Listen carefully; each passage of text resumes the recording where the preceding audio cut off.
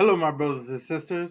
On today, we're going to be talking about our lesson for August the 23rd, 2020. Watch your tongue, coming out of James chapter 3, verses 1 through 12. Now, in the Old Testament, we find that in Proverbs 18:21, death and life are in the power of the tongue, and those who love it will eat its fruits. Death and life are in the power of the tongue. A stern warning to the young man over in Proverbs to let him know that you have to watch what you say because your words can bring either life or death to your situation just by using the words that come out of your mouth. Why? Because powerful. You know, sticks and stones may break my bones, but words will never hurt me. Would you agree or disagree with that sentiment?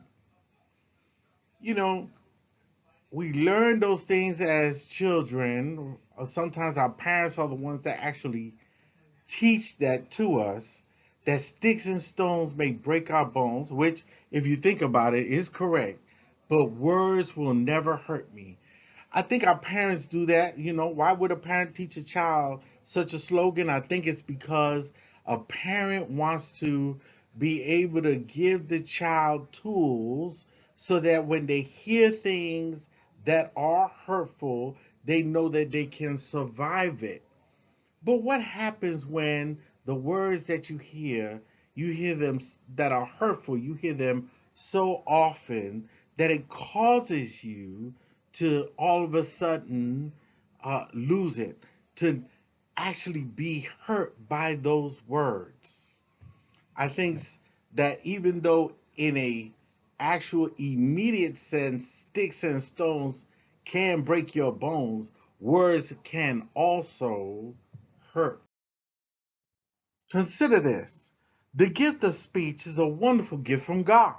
Speech allows us to encourage and build up others, provide counsel, soothe and counsel the suffering and the bereaved. As a matter of fact, speech is a gift that while it is wonderful and can do those things, it can also be misused when we say thoughtless, careless, unkind, hurtful, or mean spirited. The spoken word can either be an affirming or destructive force in the lives of vulnerable people. And James informs believers that only through the discipline required in taming the tongue can the fruits of godly wisdom be made visible in the lives of others. James, before we start reading this text, if you notice on our last lesson, dealt more with listening, with hearing over in chapter 1. Here in 3, we're talking about speaking. James says, not many of you should become teachers, my brothers and sisters, for you know that we who teach will be judged with greater strictness. For all of us make many mistakes. Anyone who makes no mistakes in speaking is perfect, able to keep the whole body in check with a bridle. If we put bits into the mouths of horses to make them obey us, we guide their whole bodies. Or look at ships, though they are so large, it takes strong winds to drive them, yet they are guided by very small rudder, whether the will of the pilot directs. James here is talking to those who will become teachers, and he's warning people not everyone should become teachers. Teachers were very important in the first century because teachers passed on not only doctrine, but they also passed on what the ethics were, what the morals were, what the nuances were in the words. And there were some people, my brothers and sisters, who, when they taught, used harsh words. They weren't able to express what it was that they were teaching to others. That is why he warns them that should you become teachers, know that we who teach will be judged with greater strictness. Anyone who makes a mistake in speaking, who makes no mistake in speaking, is perfect. Anyone who makes no mistakes in speaking is perfect, able to keep the whole body in check with a bridle. Now, James uses a whole lot of natural things to explain spiritual conditions because he saw what was around him to be able to use that to emphasize what was going on. And what he was trying to tell us is that look, a horse by itself, right, will run free either to the left or the right. But if we put a bit in the mouth of the horse, we can guide the head of the horse, and as the head moves, the horse moves in this or that direction. Then he looks at the ships. Ships can be so large that it takes strong winds to drive them forward, but they are guided by something extremely small, a rudder. Whether the will of the pilot directs. Here again, he is emphasizing the fact that it is something small that guides what the intent of the person is doing. So, also, the tongue is a very small member, yet it boasts of great exploits. How great a forest is set ablaze by a small fire! And the tongue is a fire. The tongue is placed among our members as a world of iniquity. It stains the whole body, sets on fire the cycle of nature, and is itself set on fire by hell. For every species of beast and bird, of reptile and sea creature can be tamed and has been tamed by the human species, but no one can tame the tongue, a restless evil full of deadly poison. You know, in listening to the things that James was setting about, there is some truth about what it is to compare the tongue to a fire. Fires are small, and yet it can catch on to other things and ignite a whole forest of problems. I mean, we could just look at California today.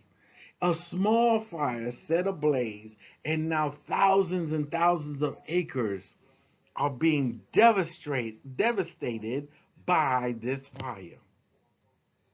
It only takes a little bit, a word here, a word there, and it ignites a whole system that burns brightly. And because, my brothers and sisters, as the word says, that we were born in iniquity, we have trouble having to tame the tongue. As a matter of fact, we by ourselves cannot tame the tongue. We've been able to tame all types of species and bird, all types of reptile and sea creature, but when it comes to the tongue, we have a hard time. Why? Because it is something from us that is generated out of us. And if we are born in iniquity, we by ourselves cannot do it. This is why we call upon the Lord to help us, as David called in the Psalms, to give him a clean heart because his heart was filled with poison. The poison of sin is in him, and he's asking the Lord, "Give me a clean heart, so I cannot sin against you."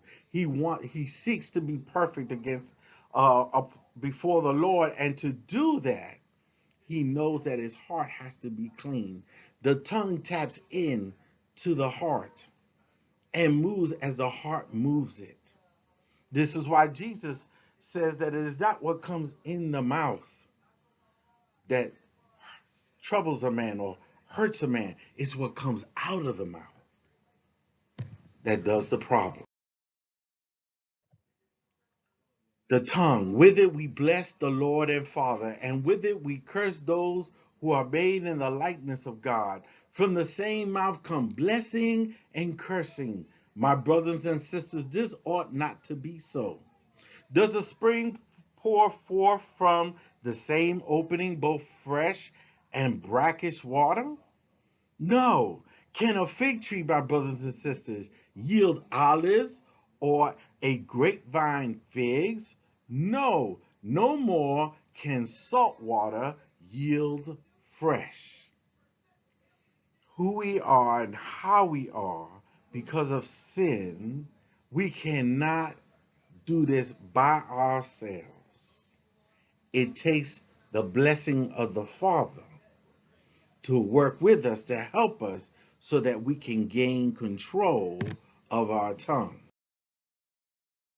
Remember, it's never easy to listen to someone say unfair, incorrect, or mean spirited things to us.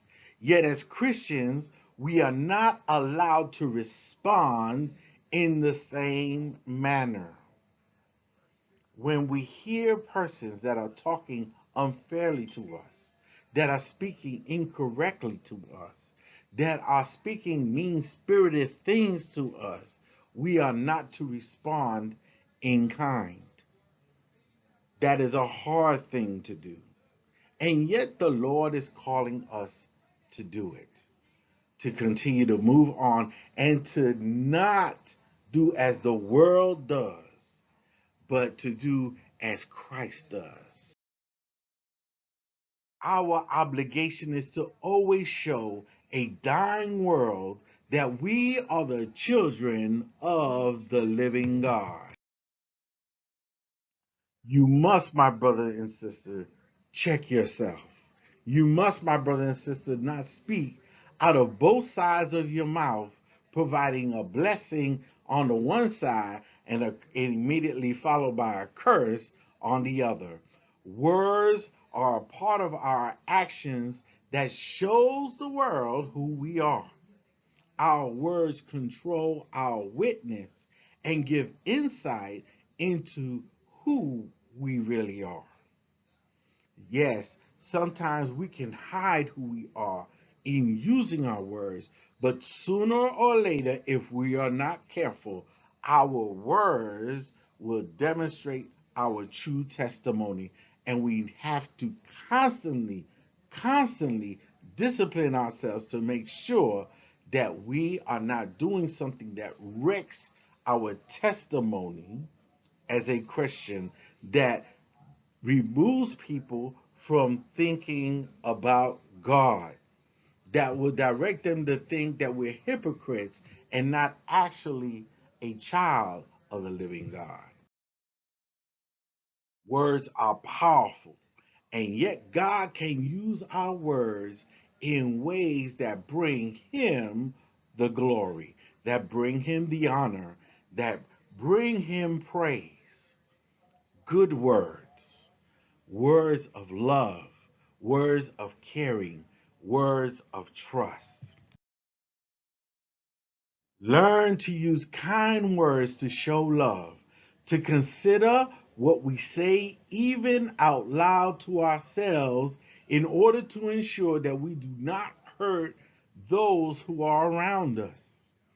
You know, sometimes in our frustration, we don't not necessarily talking to some person in particular, but people can hear what we say, and words that come out of our mouths are like arrows being shot out, and once they come out, you cannot retrieve it. You have to be careful about what you say, what comes out of your mouth, even as you are thinking to yourself, because if you say the wrong thing, it can hurt someone. If you say the wrong thing, it can diminish God's glory. If you say the wrong thing, it can be used as a testimony, not for the Lord, but against the Lord. That it removes us from being children of God, you have to be careful about what you say or the words that come. Before you say something, my brothers and sisters, even if it's on an immediate moment, especially when you're feeling emotion and pressure, pray and ask God to use your speech today as a vehicle for aid, for comfort, and for reconciliation. That our words are not words that cause destruction, that our words are not words that cause pain, that our words are not words that ruin our testimony.